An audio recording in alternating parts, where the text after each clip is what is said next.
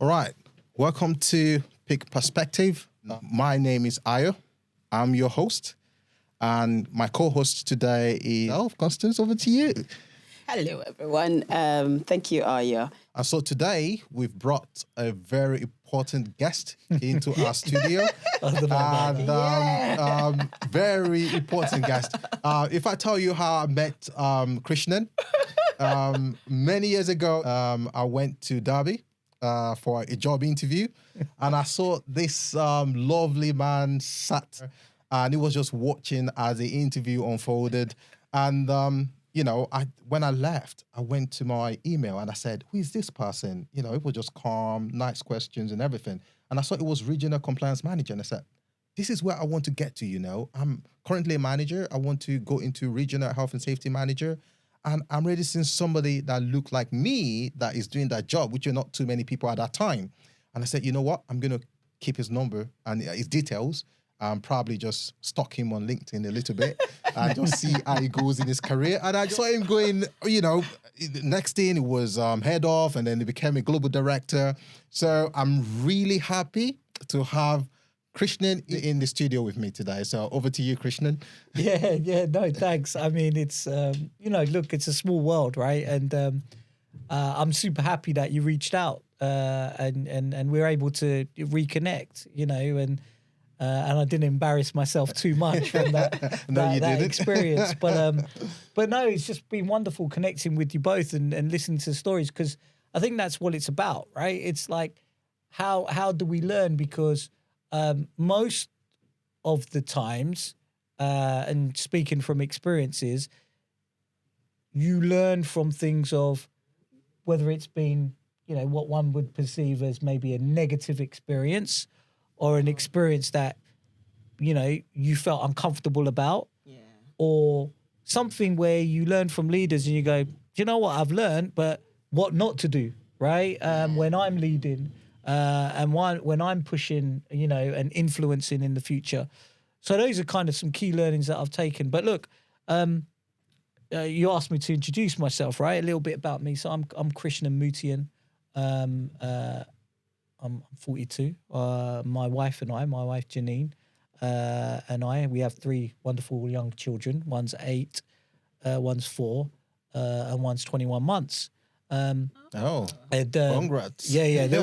How have you been sleeping? They're all going on like 21, right? Yeah. So like they all think they know it all. But no, the reason why, I put that out there is because this is part of us as leaders. It's an extension of my leadership learning as well. And I'll explain why in a minute. So I'm like you said, I'm Global Health and Safety Director at a company called Reckitt. So Reckitt is a global consumer goods company. Revenues are around 14 to 15 billion. We operate globally, so over 60 countries. We cover predominantly right? So manufacturing and distribution, but we also have R&D innovation centers. And then we have tons and tons of commercial offices where it covers, the commercial side of what we do. So that's my current position. But how I got here, and just an FYI. So I'm from the East End of London, although I live more northwest now. My parents are from Mauritius. They came over to the UK in the 60s. So whilst I'm born and bred here, I'm a proud... I consider myself a proud British-born Mauritian. My wife, she's from the Caribbean, Black Caribbean. And so what that does is give our kids a wonderful heritage that they can dig in and learn from. And the good news is Caribbean is very similar to Mauritius, because we're all from the islands, and we like to party, drink rum, and lay on the beach, right? That's essentially the lifestyle, right? So as you can imagine, our holidays, we like to go on ones involving sand, the beach, and the sea. So whilst I've been born here and have unfortunately, there have been experiences where you have, and we can all share during this session, right? Which are not from the great side of things, which we'll get into. So I started my career as a chemist. a company called GSK, GlaxoSmithKline. Okay. I graduated from King's College in 2004 as a degree in chemistry. Yeah. Did quite well to have opportunities that help my career, right? So having that King's College, and because I've had those conversations where I've been in interviews, what university did you go to? And I go, think to myself, who gives a shit about that, right? Like, what does that mean to it? Yeah. But for some people, it's really important for organizations and Yeah. for, you know, that's important. And then they kind of match it up and go, well, how did you get a first from that university? And you go, well, Hard work. how you know, like, is that really a question, right? Anybody can get a first from anywhere, right? Yeah. Anybody can get a Yeah. distinction from Yeah, anywhere, from right? anywhere, yeah. It's the talent. But then you kind of like, you navigate those kind of conversations, those microaggressions that one might call it, right, within the DE&I sphere, and luckily that resilience that I grew up in, you know, prepare you for that. So I graduated in chemistry. I went to work for a company called GSK as a chemist. So I didn't actually grow up in the health and safety world. Okay. The good news is that health and safety became my passion. So luckily, the company I worked for, they offered you opportunities, and one of those opportunities was to like be a health and safety rep for the department I was working in, and whatever. And I thought, oh, this is all right. You know, I was kind of young and green, didn't really know where I was going, mid-20s. Yeah. You know, and I was like, yeah. And then I got interested by it. Then there was more development that came from that, whereby they invested in me to do a NEBOSH General Certificate for those that know the How qualification. long ago was that? That was in 2010, I think it was. Okay. So 2010, I did that NEBOSH General Certificate. I thought, oh, I like this, right? You know, health and safety is not just about what I've been doing around risk assessments and that safety rep stuff. And I felt a passion as I got kind of promoted from the chemistry, you know, hierarchy that I actually had an affinity for leadership and general management, right? And rather than technical management, the general management. Yes. Then when I matched it after doing that qualification, I thought, oh, you know, there is quite a breadth when you come into the health and safety domain, right? You could be a legal expert, you could be a culture expert, you could do your hazardous materials, you know, you could be a technical expert. Yeah. And I really like that general management link. So, you know, when you do your NEBOSH, you've got that the general one, like the module, and then you've got like the controls module, and then you've got to do the practical one. So that's what happened. Then, you know, you talk about career inflection points. One of the first career inflection points was actually being made redundant at GSK because they had to shut the site because I was working at site level, right? Okay. They shut the site, and then that offered, and the good news for the company I was working at, they offered a good development. Package. Yeah, well, no, they developed the people to say, right, look, we want to help you on your next career steps or whatever. So you had an option to kind of move around the GSK world. But that was my first inflection point. Why? Because I actually seeked out opportunities in my next role in pure health and safety. Because I had I could continue to work in chemistry and science and all of that. But then I went to go and work for a company called Owens, Illinois, which is an American-based company. It's a glass container packaging company. So making beer bottles, jars and whatever. Very different industry to GSK Pharma, going from clinical and pharmaceutical to heavy industry. Yeah. So the opportunity came along to be a health and safety manager of a site. Yeah. All right. Which was a risk.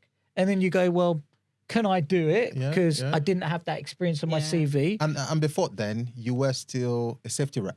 Oh, I was mainly a project chemist, right? Oh, okay. So I was a promised project chemist and then doing a little bit of health and safety on the side. Yeah. So what I had to do is like navigate my CV to like highlight all of that health and safety stuff and make that prominent.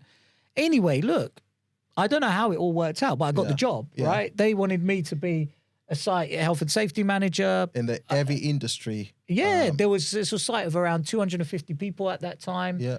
And I went there and got the job, right? So did you have anyone reporting to you? Because I asked about that. I said, "Oh yeah, do I have a health and safety team?" They said, "No, you are the team, just right?" you. Wow. And then I was like, "Okay, cool, right?" So I was what, 28, 29, something like that. Yeah. And I was like, cool, look, I can do it, right? Belief, right? I was Yeah. like, yeah, I could do it. This is what I Yo, want to guys, do. belief. And they gave me the job, right? So I have to be thankful to all of those people that interviewed me. You know, the outgoing EHS manager, who I'm still friends with now. His name's Mark. Fantastic.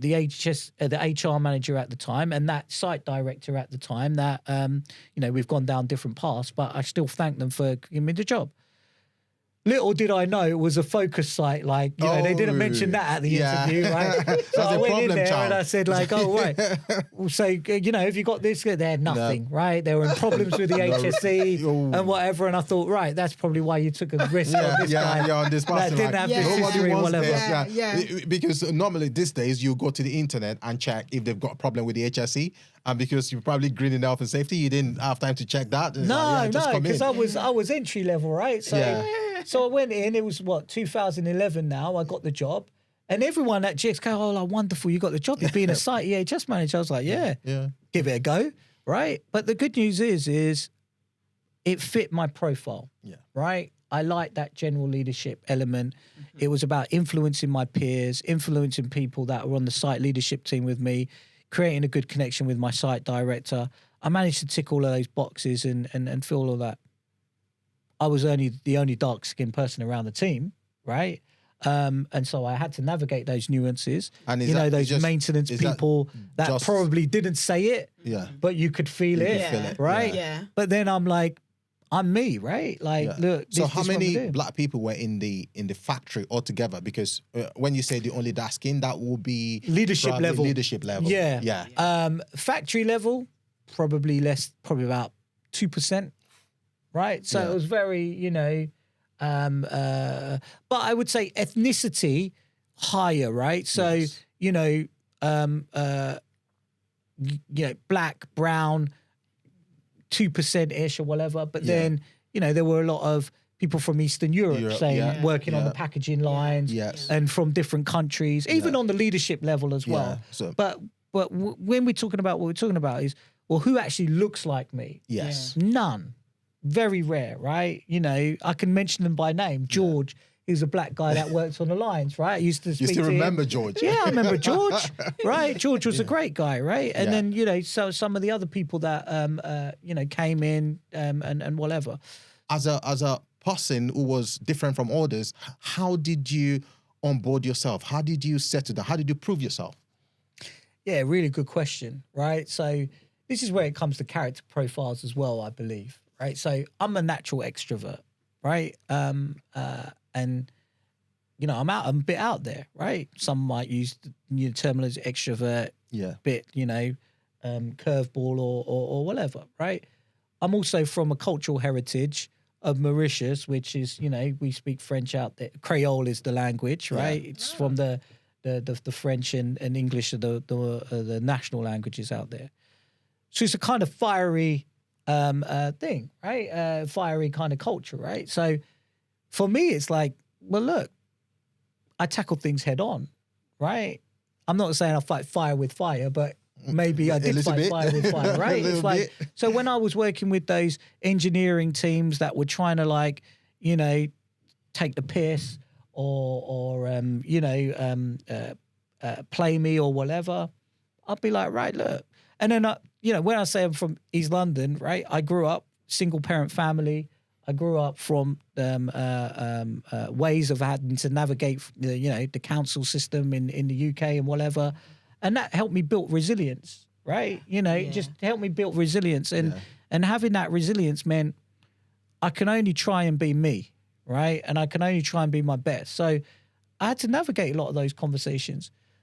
But then there's also the conversation of knowing your capabilities and leaning on your capabilities and not forgetting about what brought you here. Yes. Right? So there was things I was still learning, but there was things where I knew what I could do. Yeah. Right? Yeah. And I could show that and being able to articulate that. And so approaching people. So it was easy for me to approach people. Yeah. I knew already when I went into that site, health and safety was, it was going in a direction, but they needed direction. Yeah. Right? So I put myself out there. I was humble enough to go and seek out connections with people. I knew from an early stage of my career, the network will help you, the partnerships will help you, the relationships will help you. And I did that. Yes. And I knew some of those people there were probably didn't like me. Yes. Probably because of the way I looked. Yes. Maybe because of the way I talked or whatever. Yes. But they also knew that they needed me. Yes. Yeah. Right? Yeah. And they needed me as a partner and whatever. Luckily, I had a good relationship with my HR person, with my site director. Whilst you played the game of knowing you had the support from the site directors, you also supported them as well. Absolutely. Yeah. All right? Yeah. And so everybody knew he's not just here as a police person, Yep. he's here as a partner, Yes. right? Yeah. So that was my first venture into And that's being a a great site. skill in health and safety, actually, people management. Oh yeah, Yeah. look, you got to do it for well, you got to think about your purpose. Like, if you want to be, that policeman, you have to go and get a job in the audit Yes, world, right? yes, You got to go and exactly, be yeah. an ISO Even auditor. There's a auditors- place for you out there. Even auditors are going beyond being policemen and just checking documentations, but the implementation of it. But anyway, look, like, I spent about a year and a half in that role, all right, and then fortunately we worked in a global organization where there was like a regional health and safety team or a European health and safety team, and then a global network or whatever. So I don't know if you know a guy called Andrew Sharman. He's quite popular on the circuit, right? He does loads of these things. Yeah. So he was the EHS European director at the time at the company, right? So I met him quite early stages in that. And again, I don't know whether it's just luck and how it all played out, or destiny or whatever, but he had a vacancy covering Northwest Europe at that time, covering 3 countries, Germany, UK, Netherlands, 9 sites. You need to be prepared for as I always say, luck Opportunities, is yeah. opportunity means in preparedness. So you need to be Preparedness, prepared. So you were prepared. He came over and he goes to me like, and remember, I was just trying to consolidate my position as being a site EHS Yeah. manager. Yeah. And he goes, I got a vacancy and I think you could do it. And I was like, oh, never thought about that. Right. So I spoke to Janine. We were partners at the time. Right. And I was like, what do you think? She goes, yeah, go for it. So then I went through the interview process, with these all big wigs and all of that. And all of that's just for show, in all honesty, right? Yeah. But companies need to do all of that stuff. I had to Yeah. do this presentation. What would I do in the Yeah. first 90 days or 100 days? So I did all of that. Yeah. How did I prepare? I read a book, right? I went on Amazon. I found a book, How to Do the First 100 Days or whatever. Yeah. I read that book and applied The it principle to into the to my presentation. thing, Yeah. right? How long Yes, ago sir. was this? What year was this? This was the end of 2011 now. So there was no YouTube. These days people go on YouTube to watch the first Nah, 90 there was days. none of that, yeah. right? Like I just Googled it, did all Yeah. of that, right? And then I just ran it myself and they went, right, you got the job. I was like, okay. So in 2012, and then I had to double hat while we recruited for my backfill at that site, because that was one of the sites under my region. Yeah. Okay. So then, I found myself running this Northwest Europe region, these 9 sites, working with leadership teams and whatever. Did that for like another, I think, 2 years. Yeah. And whatever. So I fed into the European EHS team, is what it was called then. Then there was a change in leadership. So Andrew left. And then we had another person that came in. His name was Jim, a really great mentor of mine, American guy, more late career for him at that stage. Yeah. But it was great because what he didn't really teach me about was technical EHS. Because Andrew was great at that. He's a theorist, Yes. right? Writes books and does a lot of that stuff, right? Yes. Doctor this, professor this, or whatever. This guy Jim come in was just a good leader, right? I knew more about him on technical EHS, Yes. and I knew that. Yeah. But he taught me so much about leadership acumen, yes. right? And just working on influence and being a better leader, right? And I'll always, again, I'm still friends with him now. I don't see much of him because he's gone back to the States and whatever. So did that role for 2 years. And then again, another opportunity came in. We need a European lead for health and safety, right? I was like, okay, do you want to do it? Yeah, I'll do it, right? So I did that. So then I went from covering those 9 sites to covering all 50 odd sites in Europe, Yeah. working with the other regionals and whatever. So that was great. So did they come to ask you or they put the job out there? Nah, they asked me. Why do you think they ask you? Yes, yeah. I don't know. what- But I think there was two things. Yes. I performed really well. So Good. everywhere that I've worked, I always have this belief: do your job, Yes. And do it but well. do it better. Yeah. Yes. Right?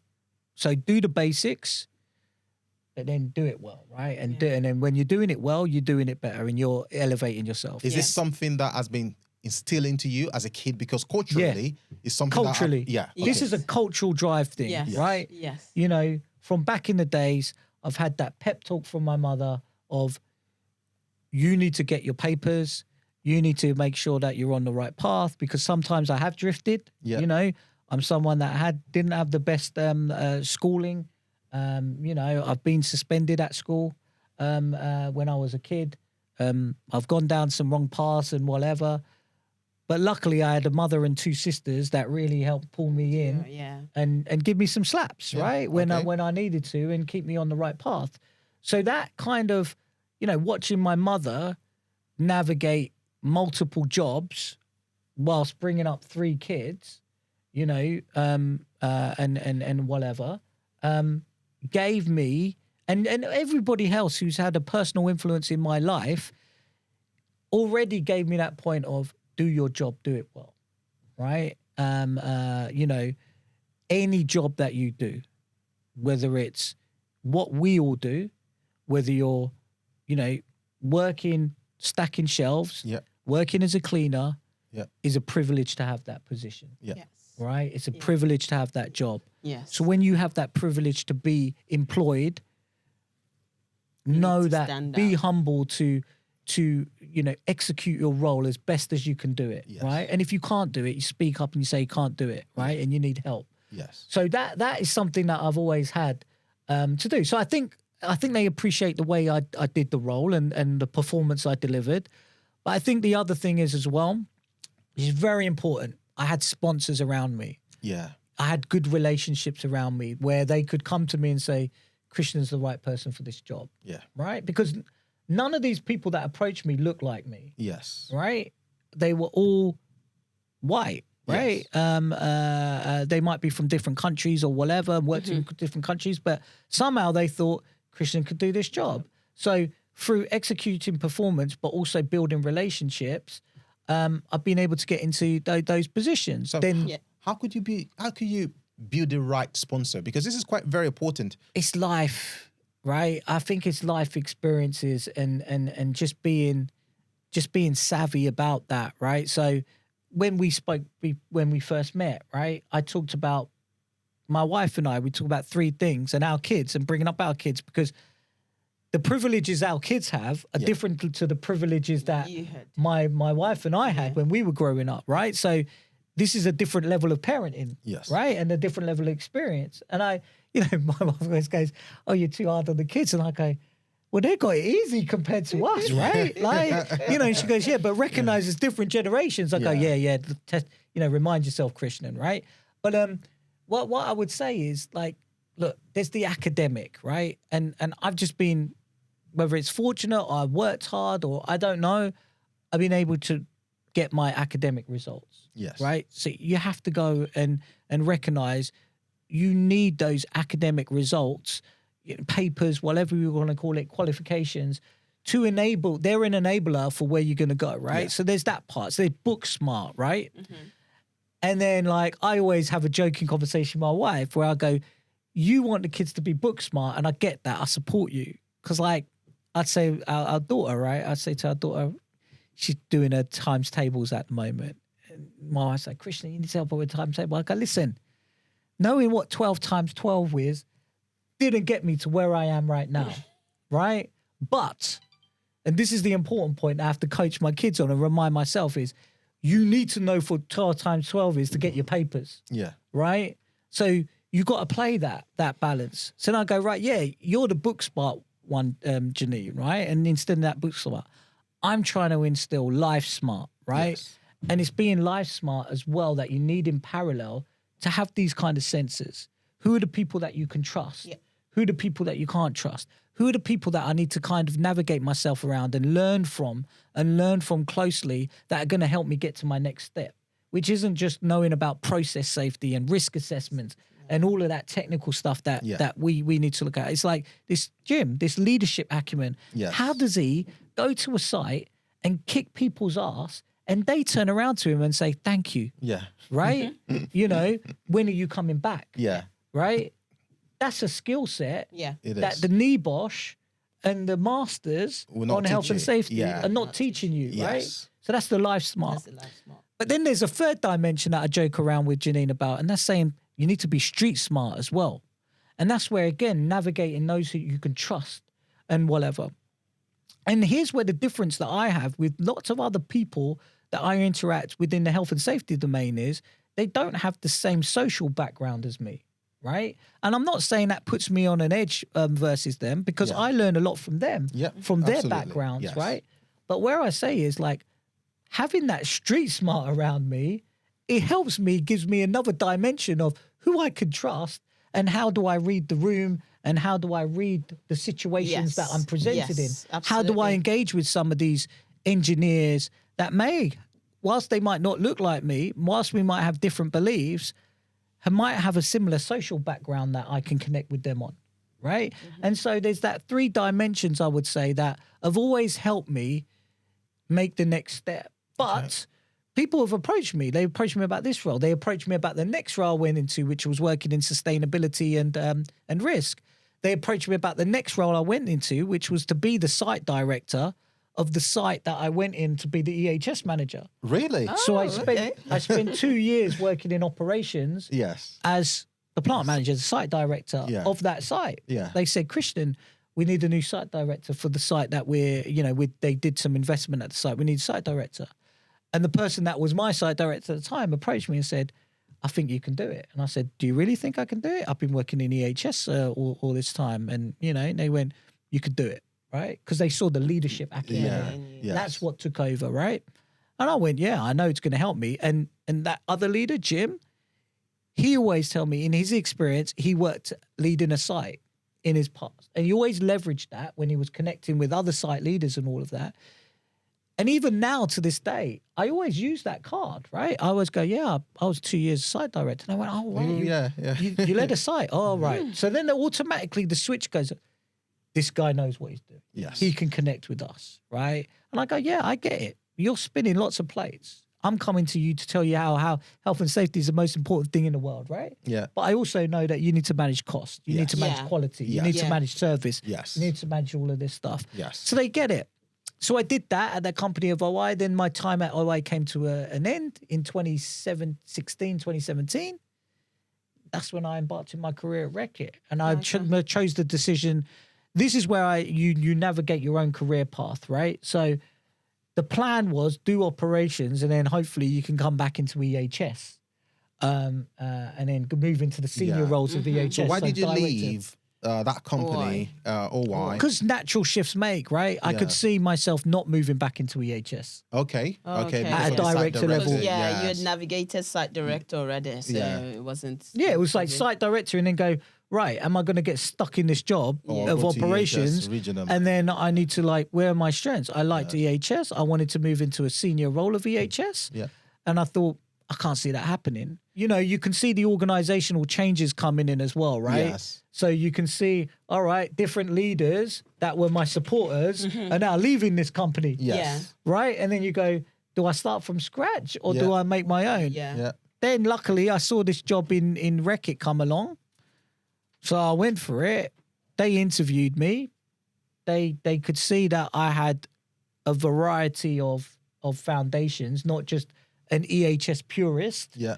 He's Yeah. worked in quality, he's worked in pharma, he's worked in heavy chemist, industry, everything, he's been a yeah. site director. Yeah. He's a good profile. So then I came in initially, and when I joined Reckitt, I was the European Yes. regional manager of Europe. Yeah. Then I moved into head of health and safety, covering Europe or EMEA, North America, LATAM. Then I was just kind of covering EMEA because of some structural changes. And as a start of January 2023, the boss that I've been reporting to for the last 4 years, he gave me the role of global director of health and safety. So, and all of those roles in Reckitt, Yeah. I didn't apply for. They came Well, to me. based on So was it? Fantastic. I mean, from all that you've said, so the last role in Reckitt, was it based on relationships and networkings as well? Yeah, 100%. Okay. Okay. So my boss, Yeah. right?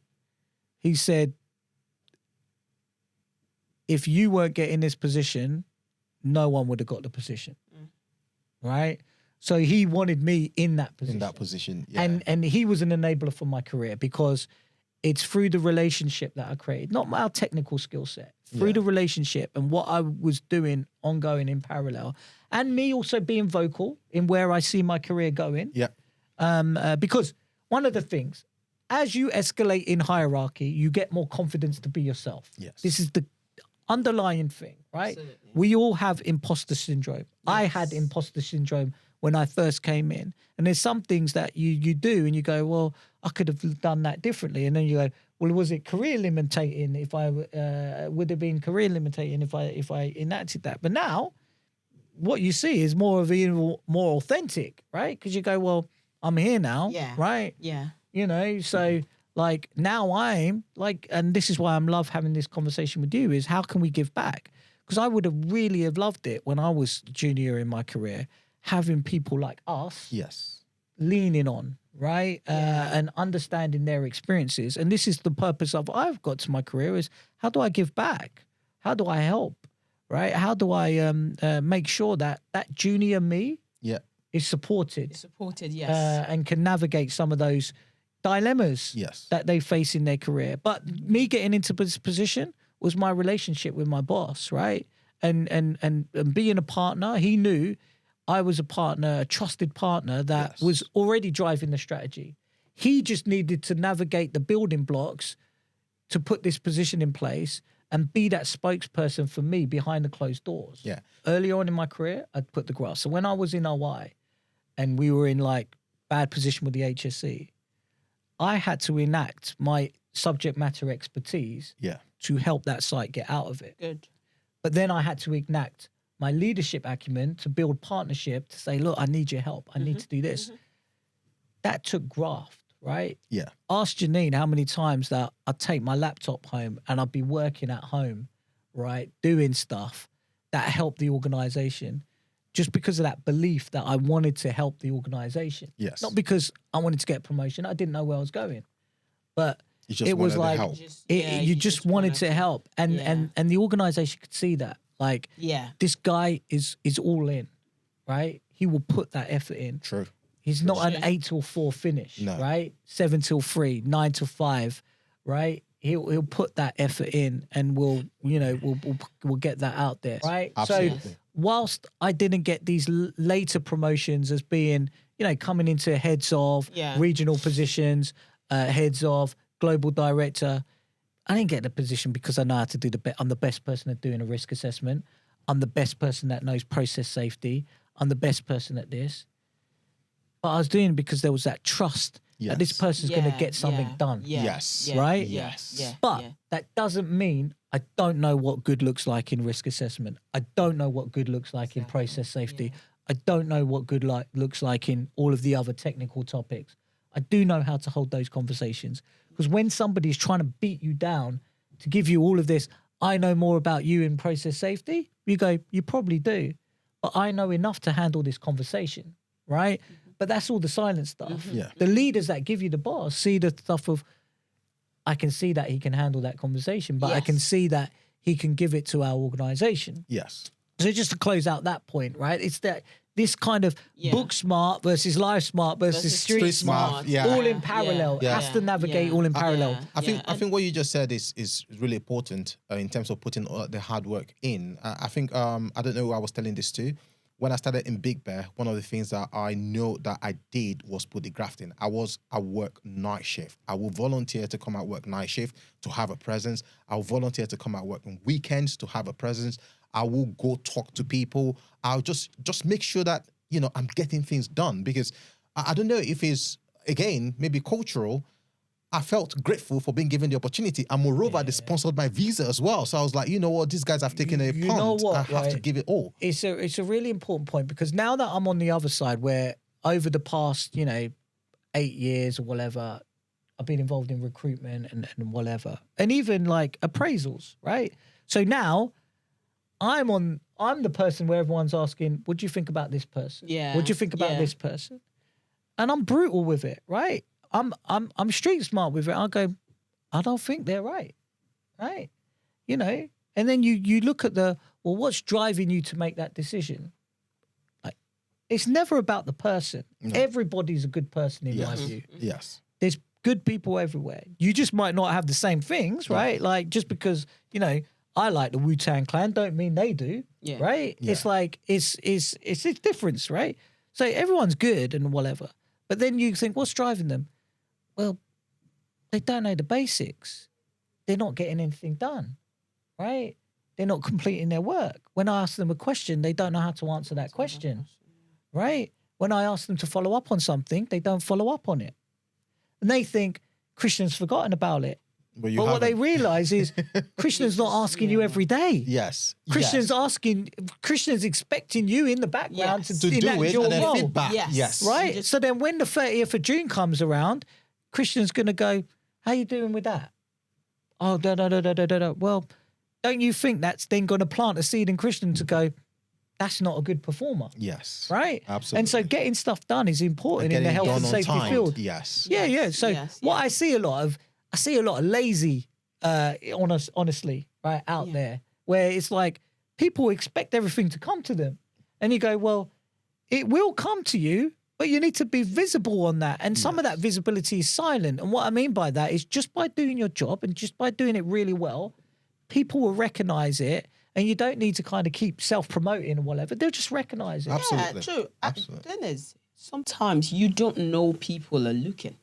Exactly. You just do. So it's best to just, and that's why I keep saying stand out. Don't just do your job.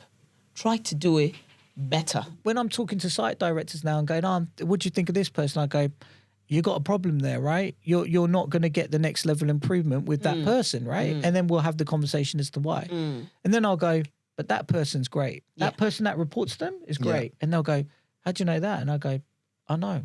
The interactions it, I have yeah. with them, Yes. what they're see it. doing, any positives you get from that site is coming It's from coming that from person. them. Yeah. Yeah. Yeah. So don't think I don't see it. I do. So I said, if you remove that person, you're going to have a massive Massive problem, problem. right? And then they go, oh, right. And I go, I know it, right? Because why? I've been there before. So you know what what cogs need to turn. What we should be doing, to exactly. actually Yes. need to work. Yes. Just because I'm not talking about it all the time, you just see it, Yeah. right? And so what I feel like now is that people underestimate that graft that needs to be done just by Yeah. doing it. Execute. I usually use this phrase: be flawless in the foundations. Before you start thinking about next level and whatever, be flawless the in the basics foundations. right. Yes, get this right. Yeah. Yes. Yeah, but anyway, one of the reasons I left OI, I was as an operations leader, I was working with the boss where I wasn't learning anything, Yeah. right? And I was like, they're in this direction, which is great, right? Whatever. I'm me, which is me, right? I was like, this ain't gonna work if I'm stuck around with this all the time, for my career, for my own well-being, right? It's not gonna work. It's just gonna eat on me. So unfortunately, and there's that famous phrase, people don't really leave organizations. They They leave bad leave bosses. bosses, Yeah. right? They leave the leader. Yes. And it does correlate, right? Because you see it all the time. You go, well, why are you leaving? I talk to people, why are you leaving? And go, oh, yeah, not having that great relationship. You go, Yeah. I can see it. Yeah. I can see it. So, how to navigate bad bosses? Stay resilient is what I would say, because it can easily eat you up, Yes. right? It can easily put you down. It can easily, put you in a place that's not a good place. Yes. And it's important that we all, whoever you are, whatever the background you are, you stay resilient and lean on you and what brought to your position that you're in. One thing I've learned throughout my career a lot is to speak up. Yeah. Right? Now, that doesn't mean speak up and be, uncontrolled with Aggressive. it. Right? And then aggressive. Because we know, Yes. right? As people from minor ethnicity backgrounds, because of our natural culture, right? Sometimes if we're too direct, we Yeah, come we- across we're as aggressive. aggressive, We're yes. labeled as aggressive. Yes. And then I'm thinking, well, shit, that person over there, that white person over there, do exactly the same thing. Right? Like, it was Why are they karma. not It was aggressive? karma. Why are they not aggressive there, right? But then you go, right, that's that aura, that's that bias that's naturally out there. That's the Yes. assumptions that's naturally out there. So you go, if you're a minor ethnicity, you're gonna have to navigate that, right?